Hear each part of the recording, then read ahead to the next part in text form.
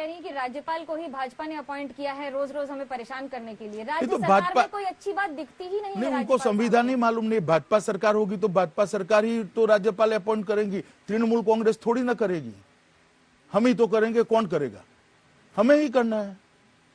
जिसकी सरकार केंद्र में होती है वो राष्ट्रपति महोदय को अनुशंसा करता है और राष्ट्रपति महोदय इसको अपॉइंट करते हैं। जब आप केंद्र सरकार, ये संविधान, ये कॉन्स्टिट्यूशन का स्कीम है, ये कोई अमित शाह का या भारतीय जनता पार्टी का स्कीम थोड़ी ना है। जब आप केंद्र सरकार की बात कर रहे हैं तो लव जिहाद के लिए कई राज्य आवाज उठा रहे हैं, उस पर कानून लाने के लिए कैसे देखते हैं बतौर गृह मंत्री? देखिए, लॉ एंड ऑर्डर स्टेट का इश्यू है। राज्य के विधानमंडल अपने कानून बनाने के लिए स्वतंत्र है और सार्वभौम भी है, और वो लोग अपना कानून बना सकते हैं।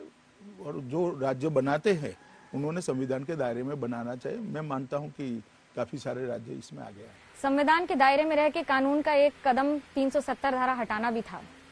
काफी महीने हो गए हैं, साल हो गए हैं, कैसे देख रहे हैं उसको? क्योंकि अब महबूबा मुफ्ती के साथ साथ फारूक अब्दुल्ला ने यहाँ तक कह दिया है कि हम तैयार हैं चीन से सहायता लेने के लिए, वापस लाने के लिए, और तब तक चुनाव भी नहीं लड़ेंगे। देखिए, इस तरह के बयानों पर मैं टिप्पणी करना नहीं चाहता। चीन से सहायता लेना इतना सरल नहीं है किसी के लिए।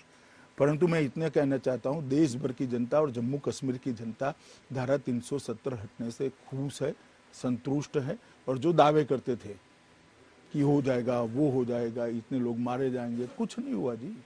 आराम से अच्छा चल रहा है, डेवलपमेंट हो रहा है। हर विधवा को वहाँ विधवा सहायता मिली है, हर वृद्ध को वृद्ध पेंशन मिला है, हर बच्चों को वजीफा मिलना शुरू हो गया है, गांव तक पानी पहुंचना शुरू हो गया है, हर घर में बिजली पहुंची। ये सारा काम तो यही समय में हुआ है।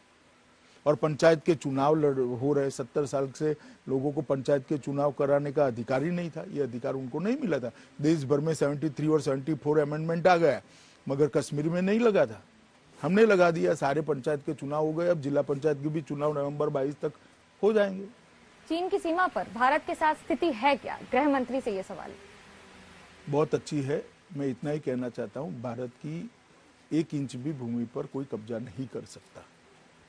ये नरेंद्र मोदी सरकार है और हमारी टॉप मोस्ट प्रायोरिटी है हमारी सीमाओं की सुरक्षा करना।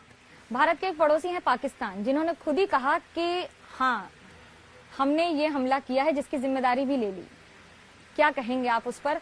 और कैसे अंतर्राष्ट्रीय स्तर पर क्या ये कारगर होगा साबित करने के लिए कि किस तरह से आतंकवादी गतिविधियां पाकिस्तान में जारी रहती हैं? नहीं, वो तो हमारी एजेंसियां बहुत अच्छे तरीके से काम करती है। अंतर्राष्ट्रीय स्तर पर नरेंद्र मोदी सरकार ने पाकिस्तान को बहुत अच्छे से एक्सपोज किया है। इसीलिए धारा 370 हटाने के बाद भी अंतर्राष्ट्रीय फोरम में एक इक्का दुक्का छोड़कर किसी भी देश ने उनका समर्थन नहीं किया।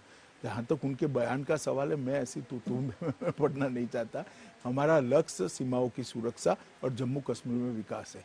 मुझे लगता है आपका इंटरव्यू अब भटकता जा रहा था। एक आखिरी अंतर्राष्ट्रीय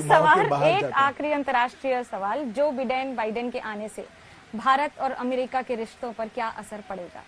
देखिए, भारत और अमेरिका के रिश्ते दो देशों के बीच के रिश्ते हैं, और जो भी चुनकर आएगा, अमेरिका की जनता जिसको भी चुनकर लाएगी, भारत अमेरिकन सरकार के साथ अच्छे संबंध रखने का प्रयास करेगा। और अमेरिका भी मानता है, मैं मानता हूं कि उन्होंने भी, चाहे डेमोक्रेटों की सरकार हो, पहले श्री ओबामा थे, बाद में श्री ट्रंप आए, चाहे रिपब्लिकन सरकार हो, सबने अच्छे रिश्ते रखे हैं।